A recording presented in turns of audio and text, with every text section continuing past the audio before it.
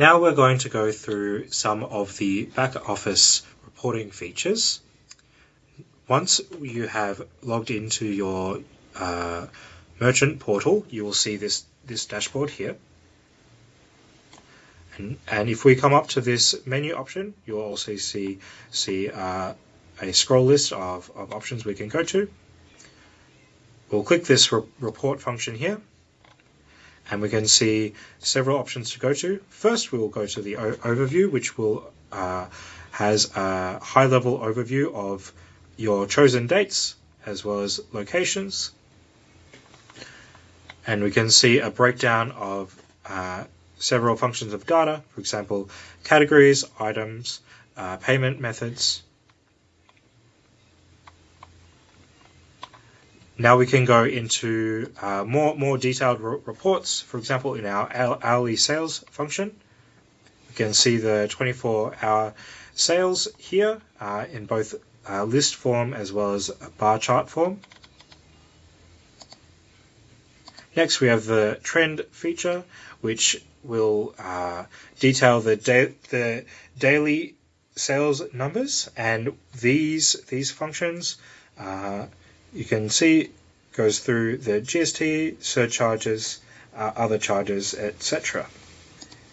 And all of this report can be exported via Excel or PDF. Next, we go to the payment function, and this will show you for every day which orders were cash or FPOS, how many in terms of cash, how many in terms of FPOS, and the value of all those orders. We can also go by method as well. So if you have more than one method, you can observe this, and these can be exported via Excel or PDF. Next, we have the proportion reporting. So this is the proportion of the items sold. We can see vast proportion is the milk foam brewed teas here, as well as payment method proportion, seeing the proportion between cash and FPOS in this particular instance, as well as whether we have members or non-members buying the products as well. Next, we have the order amount. So this can show you the value, the total value of every order, and so what the average ticket size. We can see that the highest proportion of ticket size here is between the $5 and $10 mark, and what the total value is. And this can be shown from a range of dates. So here we can select a week range from the 13th to the 20th of May, and we'll see this range has extended, and the proportions have been shown here. Next, we can report via product as well. So we can see every product, the amount in terms of value, the amount in terms of percentage of value, and we can show up to 200 items here. We can see the quantity that has been shown, as well as the quantity percentage, which is different from the amount percentage in terms of value.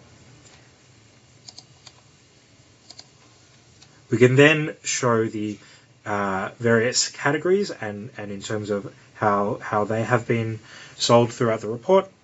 These can be exported via Excel and PDF, and we can see again the amount, percentage, and quantity in terms of the data as well.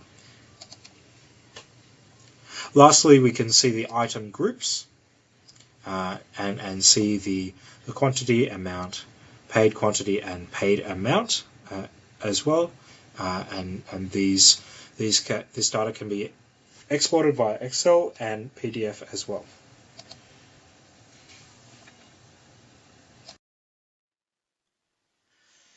Now we're going to go through the order reporting features. So if we scroll down past the sales, we can see this order drop down. If we go into all. This will show all the orders and transactions that have been that you show in this time period. For example, this week time period. We can also drop down to a daily report. We can see all of these various order numbers, the order date and time. If you click into that, or if you press into that, we can see the breakdown of this order. How much was paid, whether there were any points redeemed as well as any discounts that were applied. We can also see the source from the order, whether it was from a point of sale or a kiosk, and we can see who was operating this, whether it was a supervisor or a particular staff member as well.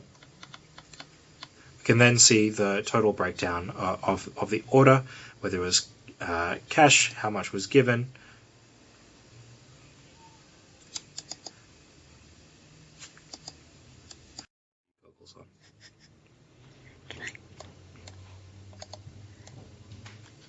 Next, we're going to go into the discounted orders tab.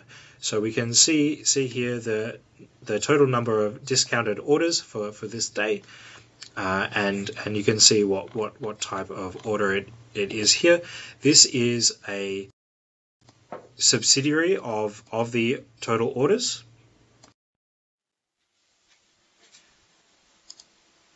Now we're going to go through the discounted orders tab, which is a subsidiary of the all orders tab. We can just filter down to the orders that have had discounts. You can see the total amount paid and the discounted amount as well. Next are the voided orders, as well as cancelled or refunded.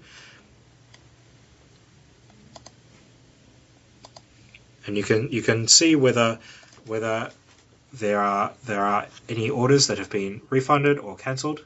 Again, we can select any time period we would like.